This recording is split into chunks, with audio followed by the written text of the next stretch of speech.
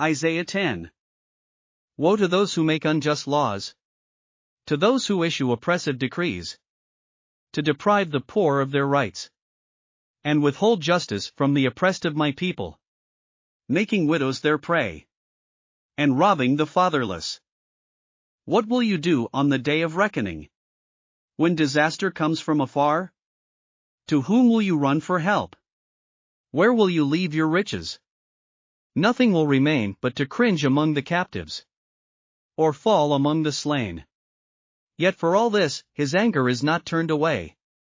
His hand is still upraised. Woe to the Assyrian, the rod of my anger, in whose hand is the club of my wrath. I send him against a godless nation. I dispatch him against a people who anger me, to seize loot and snatch plunder, and to trample them down like mud in the streets. But this is not what he intends. This is not what he has in mind. His purpose is to destroy, to put an end to many nations. Are not my commanders all kings, he says? Has not Calno fared like Carchemish? Is not Hamath like Arpad? And Samaria like Damascus? As my hand seized the kingdoms of the idols, kingdoms whose images excelled those of Jerusalem and Samaria. Shall I not deal with Jerusalem and her images, as I dealt with Samaria and her idols? When the Lord has finished all his work against Mount Zion and Jerusalem, he will say, I will punish the king of Assyria for the willful pride of his heart and the haughty look in his eyes.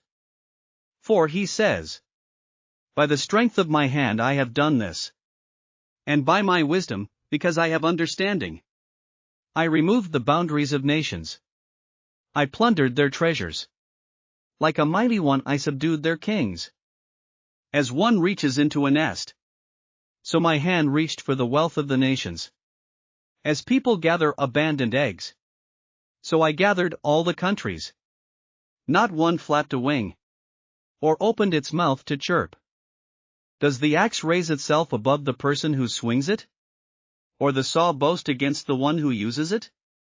As if a rod were to wield the person who lifts it up, or a club brandish the one who is not wood. Therefore, the Lord Almighty, will send a wasting disease upon his sturdy warriors. Under his pomp a fire will be kindled, like a blazing flame. The light of Israel will become a fire, their Holy One a flame. In a single day it will burn and consume his thorns and his briars, the splendor of his forests and fertile fields. It will completely destroy, as when a sick person wastes away.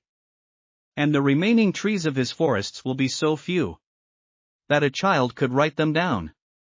In that day the remnant of Israel, the survivors of Jacob, will no longer rely on him who struck them down, but will truly rely on the Lord, the Holy One of Israel.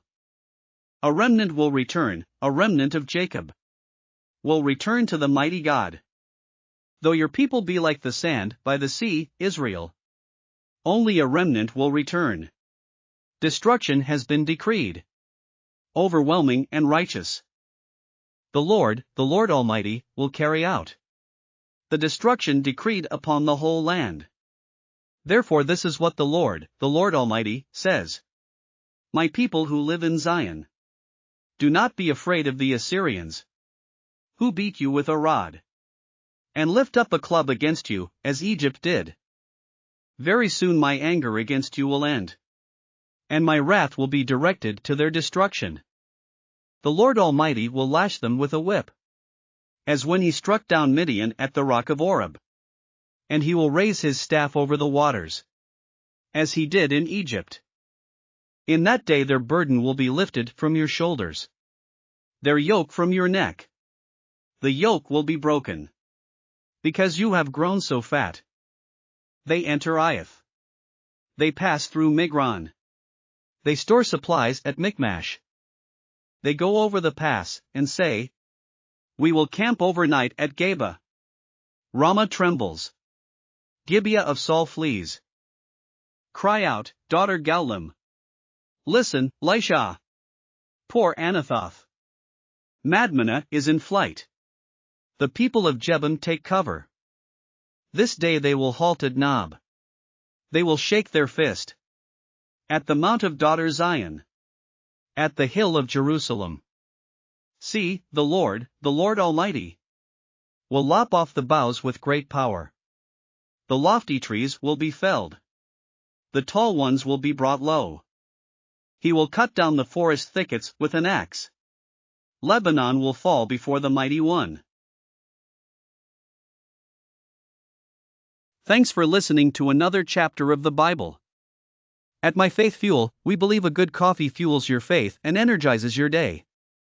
Please visit myfaithfuel.com to explore our delicious coffee blends. Part of each purchase goes to training worshipers around the world. Thanks for listening.